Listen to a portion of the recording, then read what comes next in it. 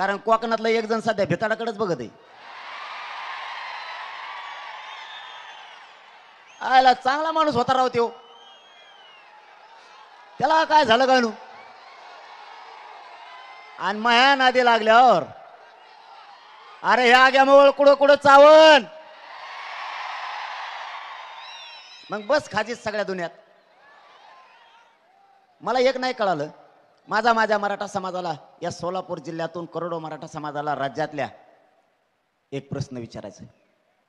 माई बापा हो, मी कधीच म्हणलो नाही की तुम्ही मराठवाड्यात येऊ नका. मी कधीच बोललो नाही मराठवाड्यात आल्यावर तुम्हाला बघून घेईन. का बरं मग? जर माझ्या मराठ्यांनी किंवा म्या तुम्हाला पायच लावला नाही, तुम्ही जाणून बुजून का भांडणं खेळता आमच्याशी?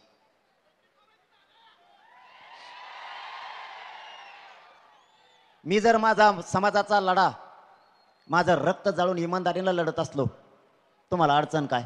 त्यांनी अडचण सांगून टाकली, मी तुम्हाला ते सांगतो. तुमच्या जर ध्यानात नसली राहिली तर, त्यांनी सांगितलं मी मराठवाड्यात जातो, काय करतो बघून घेतो.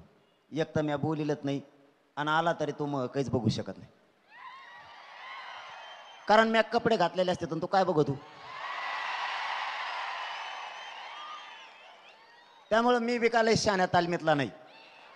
तू काय माया नादी लागू नको बाबा, माझी विनंती आहे. मी तुम्हाला इतक्याच जनतेसमोर सांगतो, मी दादा म्हणतो त्यांना, कारण सन्मान मी मोठ्यांचा करतो. आता याच्या पलीकडे याच्यानंतर जर बोलले तर धुलाई, कारण मी काय मरायला भेट नाही आणि माझ्याजवळ काही नाही बी. माझ्याजवळ काय येते ही सगळी संपत्ती. आता एक मुद्दा त्यांनी सांगितला, त्यांना सोलापूर जिल्ह्यातून माझं आव्हान आहे, याच्यानंतर बोलू नका, मी माझ्या जातीसाठी लढतो. तुमचं आमचं वैर नाही, आम्ही तुमचा सन्मान करतो. सन्मान शब्दाचा अर्थ समजून घ्या.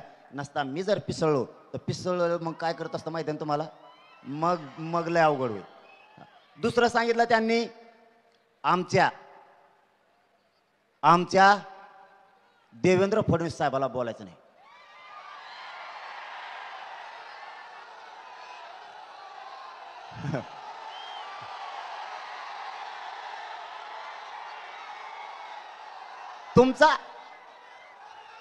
तुमचा कस काय? तुम्ही सगळे सोयरे बी नाही दोघं. तुमचं नातं एका रात्रीत जुळलं कस काय? तुमचा कस काय?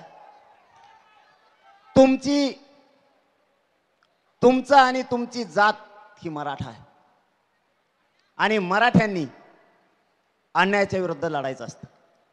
तुमचा नेता आणि पक्ष नाही, तुमचा बाप जनता ही समाज, तुमचा बाप ही जात अगोदर बाप असते.